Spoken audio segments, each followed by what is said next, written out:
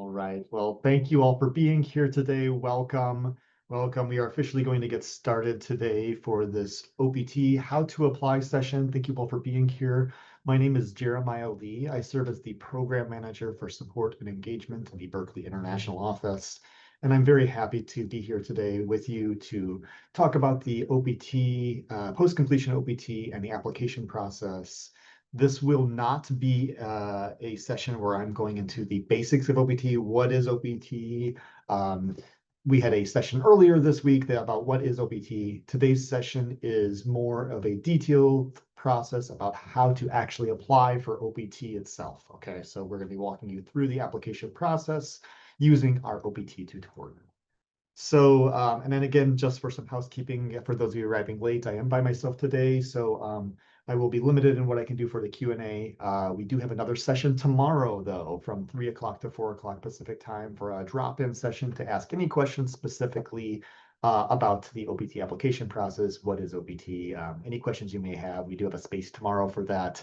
I will be limited in what I can do for the Q&A today, but please bear with me as we go along, and I'll be also admitting people into the room, but thank you for being here. Let me share my screen first and foremost to share you our OPT website. So this is where I want to show you this first, because this is, if you have not reviewed this website, the very first thing you need to do is really review this website and all of these details, okay? So that includes all of the stage 1, stage 2, the basics here. But I also want to point out to you here, over here, if you click on this image, this is where you can access our tutorial. And today, during our session, I'm going to be using this tutorial for our presentation itself. So what I'm going to be doing today is walking you through the application process all the way from requesting your OPT I-20 to applying to USCIS. This is not going to be a session about the basics of OPT. This is more about the application process itself. And I do want to note too, before we begin, this is not about STEM OPT. This STEM OPT is an extension of the 12-month OPT. So regardless if you are in a STEM eligible major or not, in your final semester, everyone will apply for a 12-month OPT for F1 students. And then in the last 90 days of your OPT, that is when you will apply for the STEM extension. I am not talking about the STEM extension today. I'm talking about the post-completion of OPT, the 12-month OPT today. So I'm sharing my screen right now with our OPT tutorial. And for those of you just joining, this can be found on our OPT website. Here's our OPT tutorial. This is a step-by-step guide on to help you in the application process. And I do want to note before we begin that this tutorial, including this presentation today, is for instructional purposes only. So the I-765, which is the application to USCIS for your post-completion OPT, is your own application. So you alone are responsible for the timely filing of it with all of the documentation, understanding the F1 rules and regulations around OPT, and properly maintaining your F1 status. So please do carefully review the entire tutorial and ask any bio advisors if you have any specific questions. But again, remember the application itself is your own. This is the tutorial itself, and this workshop today is for instructional purposes only. Okay, so I'm going to keep us moving along today because we have a lot of content to get through in a short amount of time. And I'm going to use this tutorial. What I would say for this too, please be aware that this is a lot of information. I'm not going to jump into the what is OPT too much today. So I'm going to skip over a few of these sections about the basics. We did have another what is OPT session earlier this week. Essentially though, OPT is post-completion work authorization for F1 students. So if you're not an F1 student, this is not the right place for you. This is for F1 students only. And this is post-completion. So after you graduate, the work authorization you will apply to. And you are eligible if you are graduating and then you have spent at least one academic year here at UC Berkeley. Employment on OPT, I'm going to skip ahead of this section and focus more on the application process today. Okay, so the first thing I want to note is a broad overview of what does this process look like. So from a broad overview, there are 3 main steps. The first step is that you request an OPT I-20. This OPT I-20 will be issued to you from the Berkeley International Office. And you'll request this by an e-form through us. And I will say this is only the very first step. So the OPT I-20 alone is not your OPT. This is us recommending you for OPT. You will then get that OPT I-20 and prepare and submit your application to the USCIS, which is an I-765 application. Using that OPT I-20, to submit your application to USCIS. Do not skip to part number 2 before you get doing step number 1 of requesting your OPT I-20. Very important. And once you submit, so I guess from a processing timeline, it will take us 5 business days to get you your OPT I-20. After it has been approved by your academic advisor, who confirms that you're on track to graduate in the semester you're applying. And then you will submit your application to USCIS, and that is going to take anywhere from 1 to 5 months. Most are processed within about 90 days, but please keep in mind it takes them months to approve you for OPT. So you'll hear me say this again and again today. We do recommend you apply as early as possible. And then once you apply, you're kind of just waiting around until you eventually are approved for OPT, and you will receive what is called an employment authorization document, which is also called the EAD card, which is the document that shows your employment eligibility in the United States. And this is what you will provide to employers to demonstrate your employment eligibility. Okay, so let's jump in a little bit more detail, focusing first on the step 1, which is requesting your OPT I-20. Okay, so the OPT I-20 and choosing your start date. Okay, so when you request your OPT I-20, we have an online request form that is found on our OPT website. So going back to our OPT website under the How to Apply section, well, the very first step is to review this tutorial in depth, but here is our OPT I-20 e-form where you are going to request that I-20. What this is requesting is you're requesting the I-20 from us, but that first goes to your academic advisors who are confirming for us that, yes, you are on track to graduate this semester and you've met all your degree completion plans, okay? So that will first go to your academic advisors, and then your academic advisors will approve it, and then it will be sent back to bio for processing. Our 5 business days start from the time that your academic advisors approve that, okay? So when you submit that OPT I-20 request form on the e-form, you are also going to be paying a $250 post-completion service fee that goes to bio. Okay, this is not the one. And the purpose of this fee, sometimes we get that question, why am I having to pay this fee? So you're no longer going to be a student. You're going to be an alumni when you're on OPT.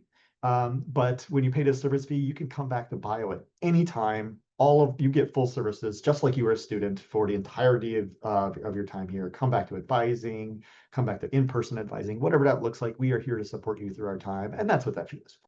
Okay. So when you were submitting your OPT request form to request your I-20, you are going to have to choose an OPT start date for when you want your OPT start, your OPT work authorization to start. Okay, this will be a requested start date, and that requested start date will be within your 60-day grace period. So it must be after the program end date on your I-20. And we'll talk more about this in depth as we go along. But generally speaking, sometimes students are waiting to find out, well, should I have a job or not? You do not need a job to apply for OPT, and we do not recommend that you wait to get a job to apply for OPT. We do recommend you apply as early as possible. And I will talk more about choosing the OPT start date soon. So as a part of that, though, when you are requesting, at the stage of you requesting your OPT I-20, that is when you are going to, at that time, indicate what do you want your OPT start date to be. And again, on the e-form, right, it first goes to your academic advisors. For you and undergraduates and LNS, there are special instructions for you and LNS. You will first need to make an appointment with your major advisors because they need to first confirm that you are on track with your major requirements. And then you will submit your OPT e-form to LNS. But LNS, this is their policies, they will deny your request if they don't see notes from your major advisor showing that you met with them and that you are on track to meet your major requirements. So step 1 for you LNS students, go and have a meeting with your major advisors, have them make the notes in the BOAS system, which is where all of the advising notes are kept. And then you will then use the LNS email for your OPT e-form. It will get sent to LNS. They're going to check the senior major advisors. They're also going to check your overall degree requirements to make sure that you are on track to graduate. For other colleges, check our e-form for instructions on who that is. For graduate students, you will typically use your GSAO unless specifically instructed by your department to use a faculty advisor or someone else, okay? You will be submitting this OPT request. Again, OPT is for post-completion, so you will be applying in your final semester only, okay? This is your last semester. If you are graduating in summer, I'm not going to go in depth on this, but if you are graduating in summer, keep in mind you do need classes if you have a program end date in summer, or you need to be enrolled in in-person classes full-time or have a approved reduced course load. And for those of you who are graduate students filing thesis or dissertation, there is a little bit of flexibility for you potentially. If you are in a case where you are still filing your thesis, but you've met all other degree requirements and you advance the candidacy, you can come back to speak to us at Bio for any guidance on your particular situation. Normally, students are applying based on the program end date on your I-20. But if this is not going to be the case for you, and you will be filing your dissertation while on OPT or something like that, please come and have a conversation with us. We can guide you specifically on your situations because it does get a little bit complex and depends on your individual situations. That is, again, for graduate students who advance to candidacy. Program completion and employment, okay? So let's say, for example, your program end date is in the future, right? And but you know you are going to be graduating this term, like for example, this fall 2025, but currently your program end date on your I-20 says spring 2026. So when you can submit the OPT I-20 request, and the process will be, there's a part of the e-form that says, hey, does the program end date on your I-20 match when you are actually graduating? And you can say no. No, it does not. And that will be confirmed by your academic advisors, who will confirm for us that yes, the student is graduating in fall 2025, for example. And then we can shorten the program end date on your I-20 to match when the semester you are graduating and recommend you for OPT at the same time. Employment. All current employment on campus must stop on or before the program end date on your I-20. That includes off campus. So if you have been approved for CPT, there is no work authorization. You cannot work on or off campus after the program end date on your I-20. You may only work during a list, and then you can only begin working once you are approved for OPT, receive your EAD card, and reach the start date on your EAD card. This is a big violation of your immigration status to continue working past the program end date on your I-20 before your OPT has been approved. So I want to point out here we have this OPT timelines. What this is it looks kind of like this for each of these. We have them for summer, fall, spring, summer 2026. Because again, your ability to apply for OPT is based around the program end date on your I-20. So for today's presentation, I'm going to focus on the fall 2025 program end date for instructional purposes. But if the program end date on your I-20 is different and you will be graduating in a semester not this fall, you will be applying based on the program end date on your I-20, and those timelines are listed here. If certain programs, graduate programs such as LLM, MFE, MTM, have slightly different program end dates on their I-20s, so we do have timeline sections for you all as well, so please pay attention to those. But for today's purposes, I'm going to focus on our fall 2025, and I will zoom in a little bit here, to the fall 2025 program end date, which many of you, I hope if you are here, you are getting ready to graduate this fall 2025 and ready to apply and starting working in the spring. So if you are graduating this fall, most likely, unless you're one of those special programs, the program end date on your I-20 will say December 19th, 2025. So when can you apply for OPT? You can apply for OPT up to 90 days before the program end date on your I-20. So it is coming up. That is why we're holding this How to Apply for OPT workshop now, because your window to apply for OPT is coming up very shortly, okay? So you can apply up to 90 days before. And you can also apply, this is your window to apply. You can also, after the program end date on your I-20, you have a 60-day grace period to remain in the United States. And then once you depart during that grace period, that was an end of your F1 status. However, if you're still here physically present in the United States and you have not yet applied for OPT, you could still apply during the grace period as long as you are still physically present here in the United States. Okay, so let's focus about when to apply, though. Again, we recommend you apply for OPT as early as possible, because going back about the timelines, right, takes us 5 business days to approve you for OPT, to issue you the OPT I-20, and then you apply to USCIS, and it's going to take them somewhere between 1 and 5 months. You can apply up to 3 months before the program end date. So because it takes this long, and on average, most cases take around 3 months, it makes sense for you to apply as early as you can. That way you're approved in time for you begin your employment. The first day to apply for those of you who have a December 19th, 2025 program end date on your I-20 is actually September 20th. September 20th is a Saturday, and I'm sorry, but bio advisors are not going to be issuing your OPT I-20s on a Saturday. We will begin accepting the OPT form applications for your OPT I-20s starting tomorrow, Friday, September 19th. but we're not going to start processing those to the following Monday. So we'll be starting to issue those OPT I-20s starting early next week. Keep in mind, we do have a 5 business day processing time for those. So you're welcome to submit them earlier, but we are not going to begin processing and cannot begin processing the OPT I-20s until 90 days before the program end date on your I-20. So we'll be starting to issue those early next week if you submit those in a timely manner. So you can submit it up to 90 days before, and we do recommend that, but this is your window to apply. And remember, when you are submitting your OPT I-20 request, you are going to have to tell us when you want your OPT start date to be. And you will choose an OPT start date. You must choose an OPT start date that is during your 60-day grace period. So it must be after the program end date on your I-20. So the earliest date you can choose for your OPT start date would be December 20th. And the latest start date you can choose would be February 17th, 2026. So that is the window for you to choose when you want your OPT to start. And we'll talk a little bit of strategy about this as we go along as well. But you at the time you're requesting your OPT I-20, you will then request that start date. Okay. One thing to note, and I will talk more about this as we go along, but keep in mind that USCIS is in the UTC time zone. Okay, I believe that's about 9 hours ahead of us. I would have to double check, but they are many hours ahead of us here in California. So this is your window to apply, but let's say you don't listen to Jeremiah and you wait to the last minute to apply to USCIS and you're applying on the very last day of your grace period, for example, right?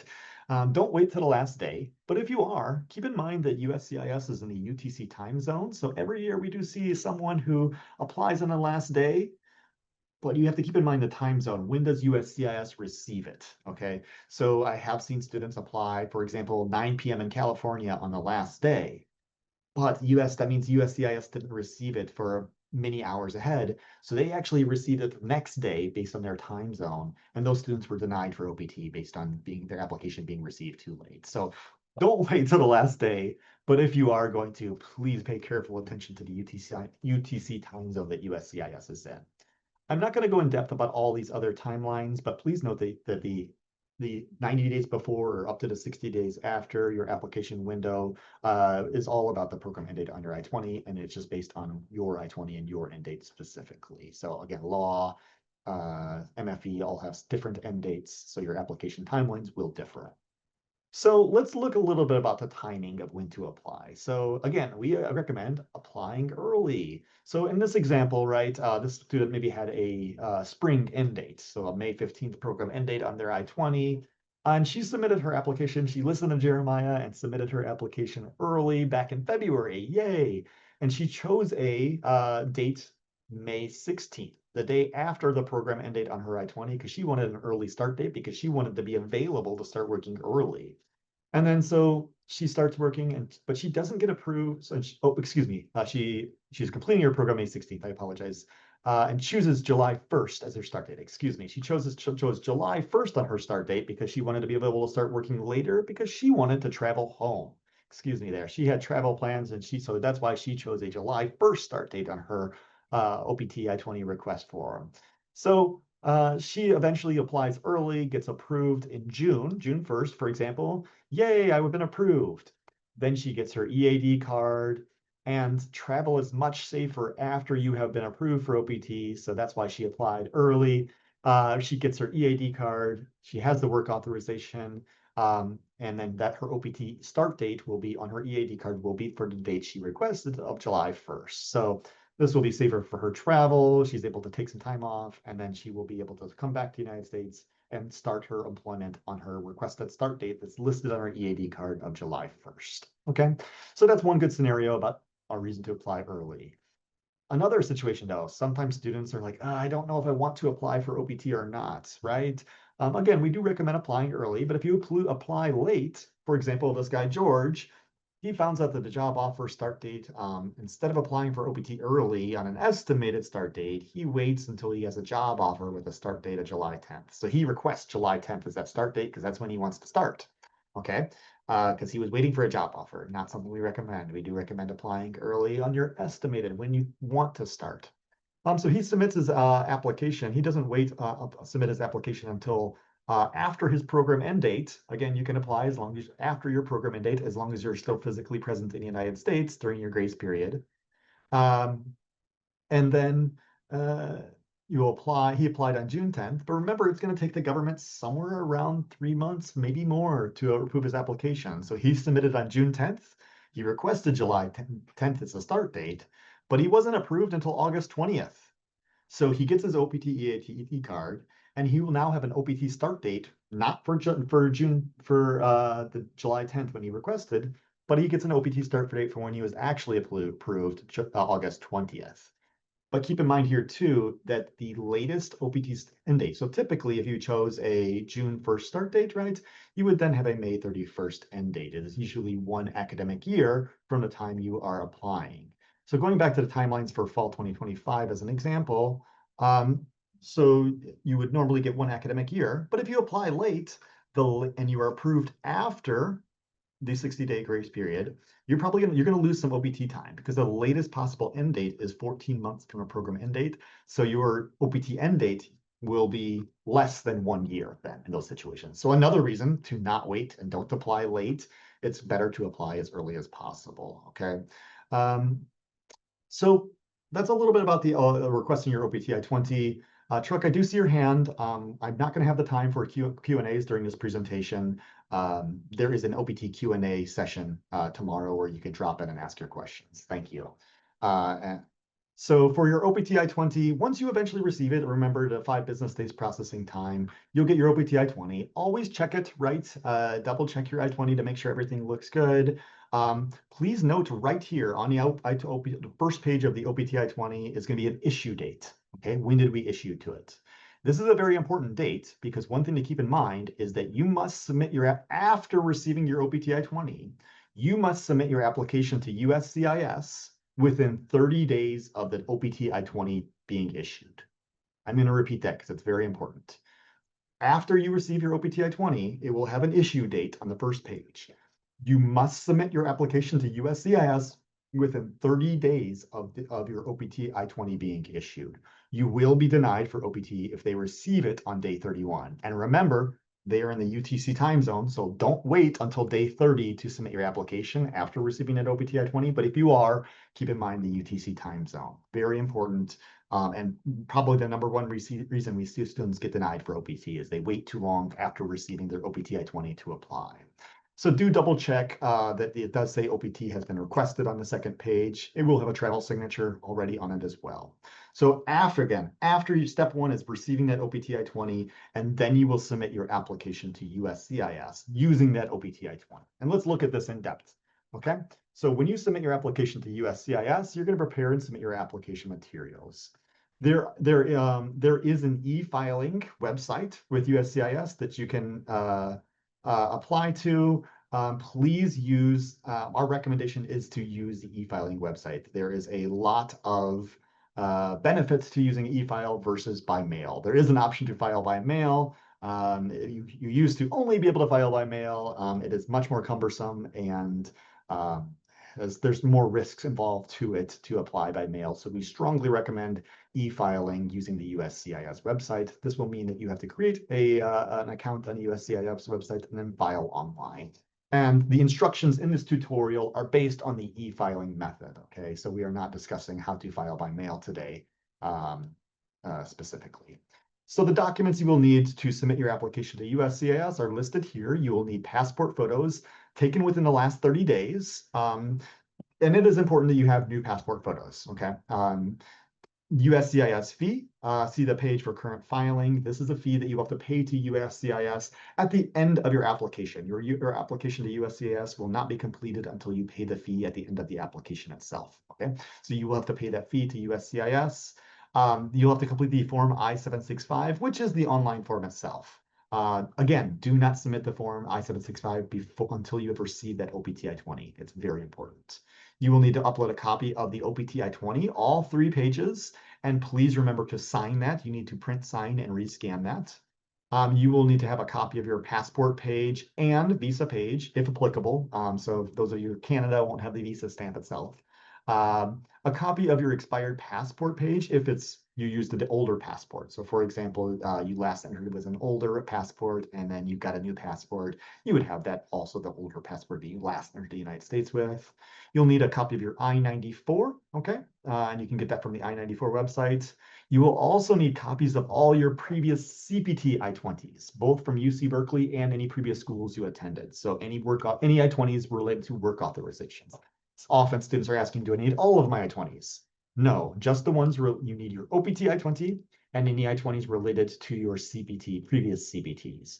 As well as, let's say you did OPT at a previous institution. You will also need copies of the previous OPT I-20s and EAD cards from those schools. If it was from UC Berkeley, we could help you with those, but if it's from a previous school and you don't have those, you will need to contact your previous institution. In special cases, and I'm not going to get too much into this, if you are readmitted or a transfer student, definitely maybe speak to us about these, as well as change of status students, a copy of the approval notice. In these special situations, I would also recommend these stop by an advising session if you are a readmitted student or a transfer student who is may have been here for less than one academic year. If you're a transfer student who's been at Berkeley for one academic year, meaning 2 consecutive semesters, it's a pretty straightforward application. This is about if you have only been here for less than one academic year, because again, to be eligible for OPT, you must have completed your degree and been here for at least one academic year. So the documents you'll need, again, that passport photos, there are specific passport requirements that are found on the Department of State website. Essentially, you will need to either take a physical photo from a place like a Walgreens or someplace that does passport photos, or a picture from your phone, but it needs to meet the specifications on the Department of State website. Make sure you prepare your payment method because again, your application will not be submitted until you pay the fee at the end. You must pay with a valid credit card or debit card or provide your bank's routing number for US bank accounts. Please check the USCIS website for current filing fee amounts. And again, do not complete the submission of the I-76 or pay the fee until you've gotten that OPT I-20. Other things, right? The OPT I-20 that we will issue you. Remember that you are going to get that OPT I-20. It will be signed by us. You will need to print and sign it. But remember, again, another reminder, you must submit your application to USCIS within 30 days of the OPT I-20 issue date on the first page of the I-20, not the travel signature page, the first page, okay? Very important to remember this deadline and the UTC time zone. So don't wait till day 30, but if you are, that time zone is important. And double check that it does say OPT requested on the second page. It should. For your passport and visa page, you will just need copies of these. If this is not the passport you last used to enter the United States, even if the old passport's expired, you'll also need to provide a copy of that. The visa does not need to be valid. So if your visa is expired, again, your visa is an entry document, not related to your status. Even if the visa is expired, you will need to provide a copy of that. For the I-94, you'll get that from our the I-94 website here. Very, very, very rare occasions, maybe there's a paper I-94 stapled into your passport. This is typically only if you travel by land, and they've pretty much done away with this practice. But if that is your case, you should upload that. Generally speaking, though, it's always retrieved from the I-94 website. Or if you had a change of status, that is where your I-94 will be held, as in your I-797 approval notice. Other documentation you will need, all of your previous OPT and CPT I-20s. Again, these only other I-20s you need are the ones related to OPT or CPT. If you never used CPT or OPT in the past, you only need the OPT I-20 recommendation I-20. That's it. But if you did CPT here at Berkeley or another school, you will need those previous I-20s as well. If you lost those, for example, from UC Berkeley, you can email us and say, hey, I lost my CPT I-20s from the past that I did here. Can you email me copies? And we can send you some that have a big copy stamp on it. For previous schools I-20s, for CPT or OPT, you will need to contact your other schools directly. Also, if you had previous EAD cards, you would also include those in the application itself. Again, for special situations here, if you're a transfer or readmitted students that have been here less than one academic year, less than 2 semesters, we do have special instructions for you. I would recommend that you stop by an advising session if this is your case, and there is a additional letter you can request from a bioadvisor if this is a special situation for you, and the change of status students as well. If you have been on F1 status less than one academic year, but you changed your immigration statuses, please stop by and speak to us. We can also provide you a letter of support in those situations. Application deadlines, remember these deadlines because these deadlines are some of the biggest reasons we see students get denied for OPT. Remember, USCIS must receive your application, I-765 application within 30 days of that issue date. Additionally, USCIS must receive your application before the end of your 60-day grace period. Again, we recommend applying early, but if you are deciding to apply for OPT late, which is fine, remember you must submit your application within your 60-day grace period. E-file ones are immediately received on the day you submit. So again, e-file is strongly recommended, and keep in mind the time zones. There is the fee, which you will have to pay at the end of the application. Some of the I-765 application questions can be confusing. So these next slides, which I'm going to go over, are screenshots of the e-filing I-765, and we're going to look at what these look like. So please review these tutorial and in-depth, and come to us for specific questions you may have. So first step will be when you're completing the I-765 with your USCIS account, you'll have to create a USCIS account on this website. So you'll create an account. This is where you create it, you pay the fee, submit everything. You will also get notifications through the USCIS account. So very helpful tool rather than filing by mail. Once you do create your account and you go in, you will then this is kind of what it'll look like in your USCIS account. You will file a form online and you will select the I-765 employment authorization. You'll click Start, Next, and you'll complete your form online. On the I-765 for employment authorization, different categories. There's different categories to select. And this is another one of the main reasons we see students get denied for OPT is they accidentally select the wrong category for the I-765, okay? So when you're getting started on this, the basis of eligibility, there's gonna be a drop-down menu where you click and there's gonna be all these. So be careful because it is one of those drop-down menus.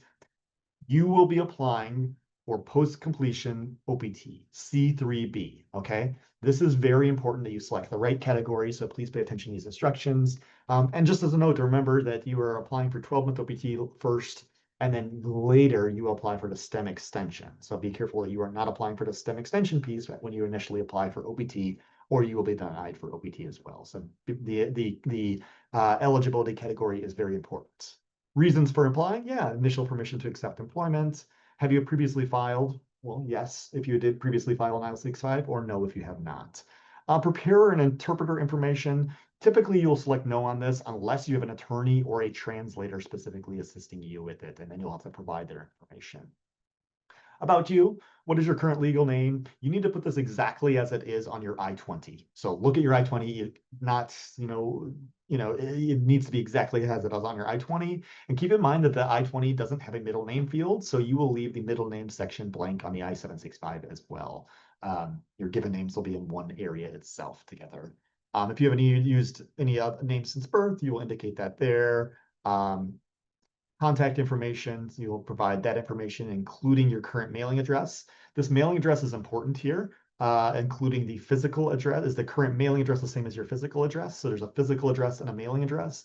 This is an important point because when you fill this out, the EAD card, the document that shows your employment authorization, will be mailed to the mailing address you list on the I-765, okay? So it's important for you to put an address where you will be or a trusted friend or family member will be, okay? Because let's say, for example, your lease expires at the end of the semester and you submit your application late, are you going to be able to retrieve your mail from your residence if you're no longer there? Big question, right? So it will be a big problem if you're not able to retrieve that EAD card. So think carefully about the physical address that you list, because that is where the mailing address, excuse me, that you list, because that is where your EAD card will be mailed to you. And it's very important you list where someplace you will be in the foreseeable future, or a trusted friend or family member will be to retrieve that for you and get it to you. On the I-765 itself, right, you're going to there's some basic criteria about describing yourself, such as sex, marital status, where you're born, things of this nature. You'll fill out accurately. The immigration information, what is your country of citizenship or nationality? You'll need to list all the countries where you're a citizen. The I-94 arrival departure number, this can be found on your I-94. When did you last arrive on the I-94 in the United States? So check your I-94 for that information, particularly the travel history section. Passport number on your most recently issued passport. It will ask about the travel document. almost all of you don't have a travel document. You have passports instead. A travel document is for individuals who do not have a passport. Okay. So if that's your particular case situation where you don't have a passport, maybe come speak to us for additional guidance. But typically, all of you will leave the travel document place blank. Expiration date on your passport, country of issuance, some basic information here. What is your CVIS number? Again, this is found on your I-20. If you had previous ones, you will add, if you had previous CVIS ID numbers in the past, you will add that information later in the additional information section.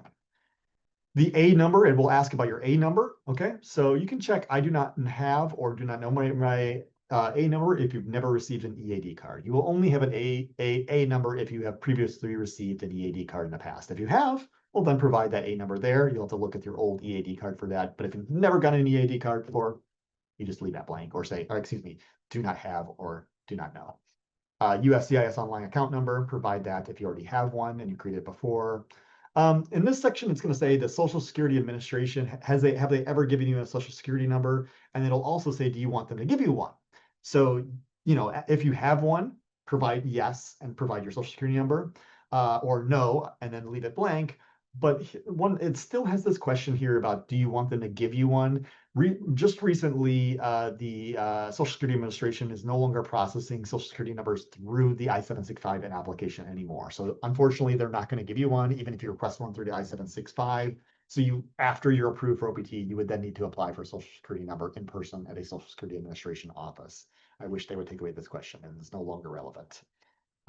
So that's some of the basic information. And then when you get to this section, you can see on the left-hand side here what it will look like. After you do the getting started in the About You sections, this is where you will upload the evidence. And we have right here what evidence you will upload in each of these sections. So the 2x2 photo of you, well, that's where you'll upload that. Under the Form I-94 passport, this is where you will upload your I-94 information here. The employment authorization document. This is in this section right here, employment authorization document. That is where you will upload a copy of your passport and your visa. And if you previously had an EAD card, that is also where you will upload that. Previously authorized CPT or OPT. Again, this is for your old CPT or OPT I-20s only, right? Not your current OPT I-20, but if you ever use CPT or OPT at Berkeley or another school, you'll upload those there.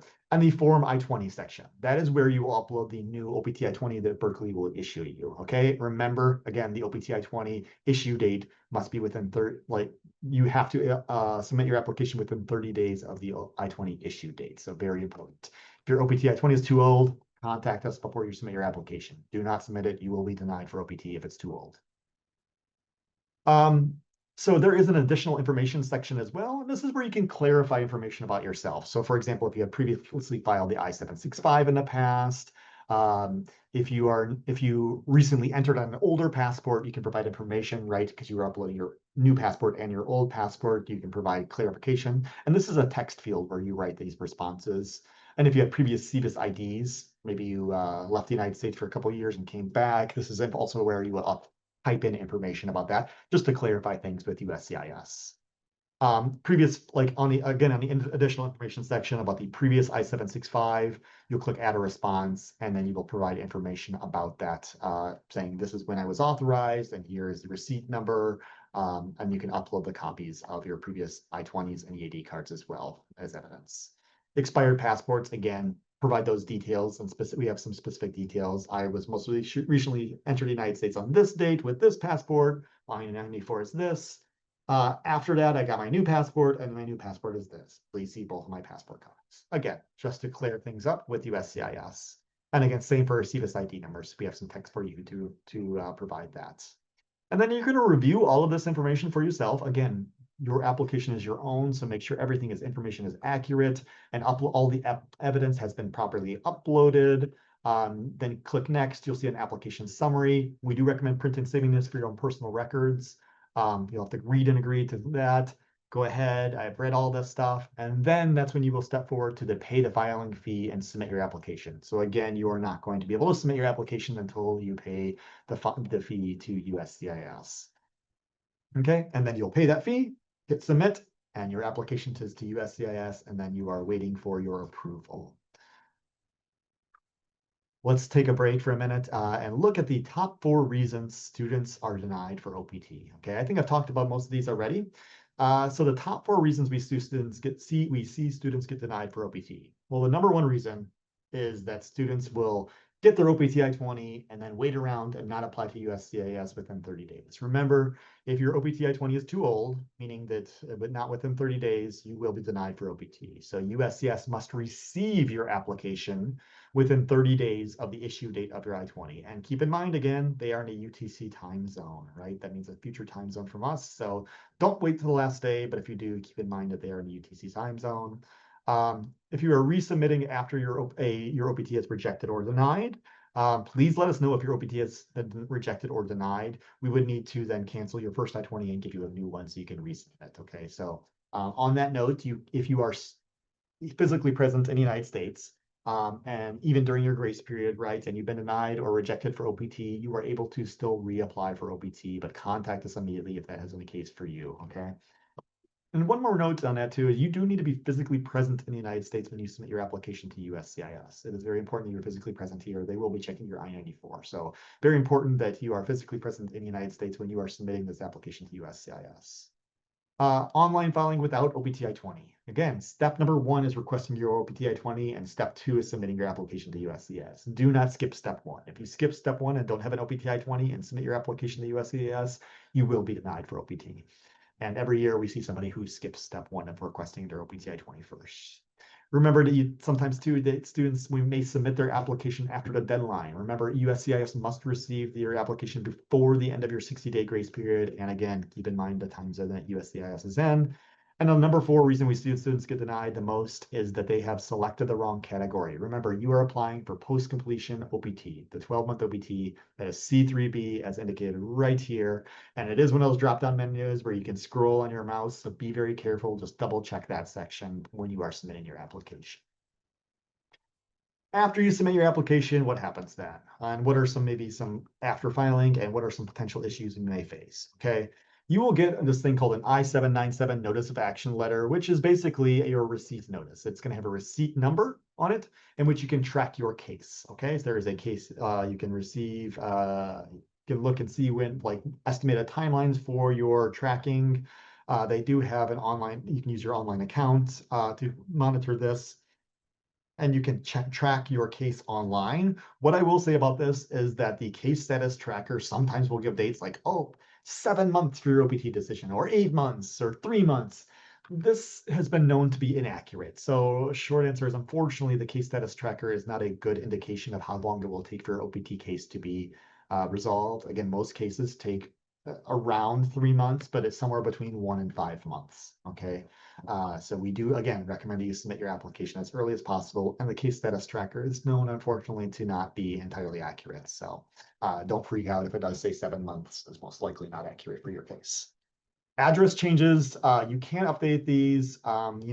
Keep in mind that address changes take a long time to process and could jeopardize your EAD card delivery. That's why we recommend that when you submit your application to USCIS, you're putting the same address that you are, the mailing address where you expect to be, right?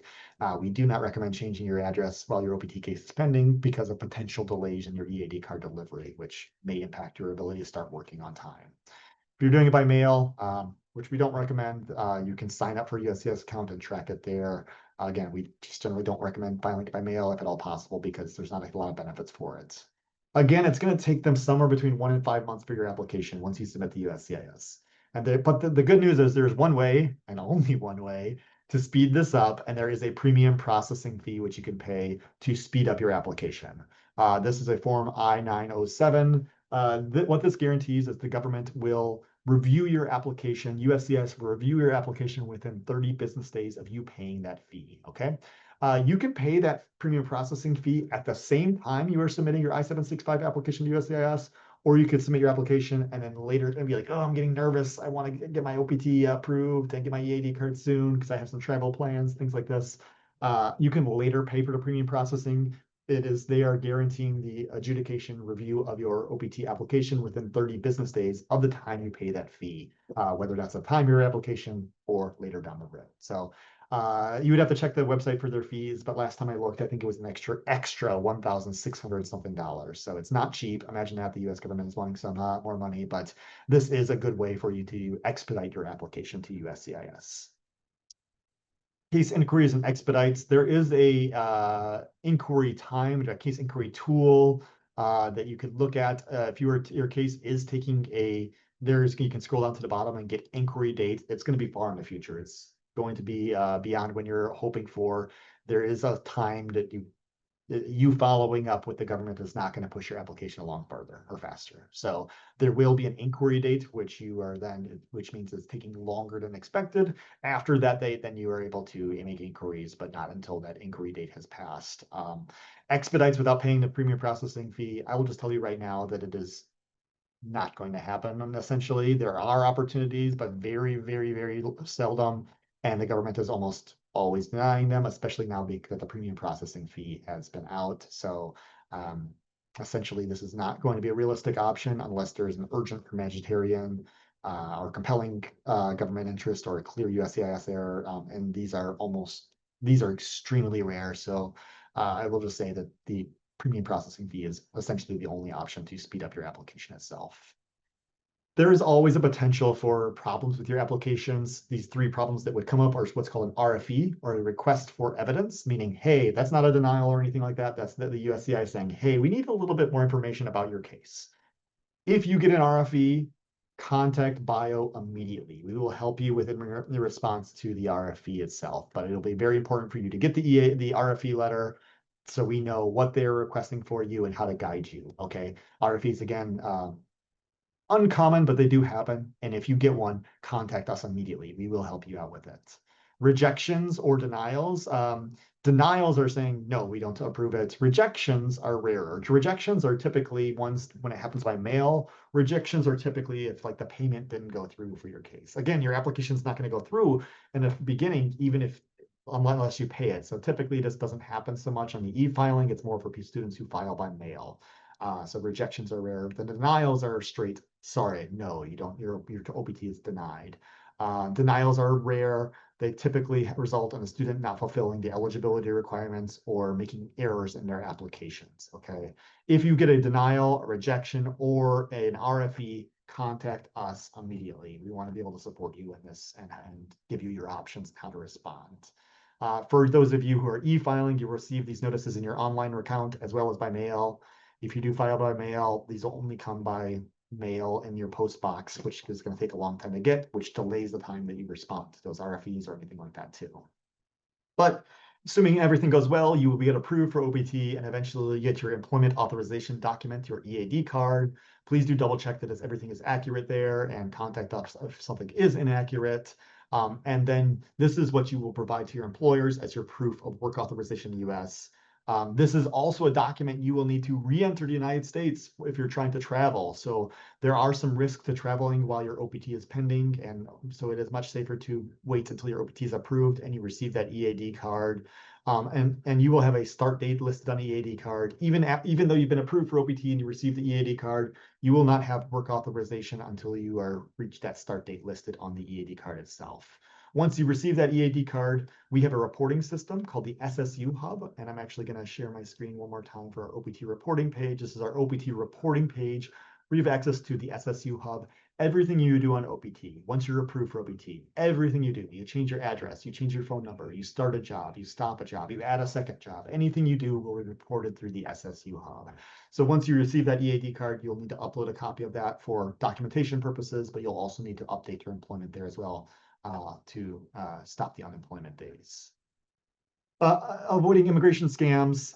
There are bad guys out there who are trying to prey on international students. So if you are ever concerned about if something is a scam, please contact us. USCIS or SEP are not going to contact you by the phone. If you do get a phone call, get their contact information. Who is it? What are they asking about? Do not provide them information. Check with us before you provide information. They're not going to call you by phone, essentially. But if they, so do not provide any information on the phone to anyone ever about your applications or immigration status. That is just not something how the U.S. government operates. Those notices are going to be sent through your SCP portal by email, through USCIS portal and mail. They're not going to ask you for money over the phone. So these are scams. There are people scamming people because they are aware of F1 students. And so just be careful. We do have a immigration scams page. If you're suspicious of anything, don't provide information, contact us and we'll guide you on what your next steps. Please note though, like OPT and STEM OPT scrutiny has been increasing, of course, right? This has been a result of and some of this is result to arrest for students who have fraudulent employers. Falsifying your documentation or your OPT records is a very serious thing. So be very careful about what you're reporting. Make sure and check out for fraudulent employers. Again, bad guys, bad fake employers are out there. So be very careful about and mindful about who you're working for. Um, and keep in mind too that you will have 90 days of unemployment. Once you are approved for OPT and reach a start date on your EAD card, you stop those unemployment days by reporting your employment through the SSU hub. Okay. And if you run out of unemployment days, there is no grace period. Your F1 status ends and you are expected to leave the United States on or before day 90. So it is important for you to find a job and report it through the SSU hub once you have been approved for OPT. So again, next steps after being approved, yay, I got my EAD card, everything's great. You will then go and create an SSU Hub account through our website here. You will upload a copy of your EAD card, update your address, and report any employment information for that. Keep checking out our OPT FAQ page, and then understand your options to extend your OPT. Whether if you are a STEM eligible major, we have a STEM website where you will apply for the STEM extension later. That is in the last 90 days of your OPT. Also, the CAP extension, which is about for H-1Bs, which is an employment-based work visa where you and employer will work together to enter legal counsel to apply for an H-1B visa and change your immigration status. But that is something you would work with an immigration attorney on. So we are about 4 minutes and from the end today. I have been speaking a lot. As we close out today, I do want to just point out that we do have, again, we don't have time for Q&A today. This was a presentation about the application process, so thank you for being here.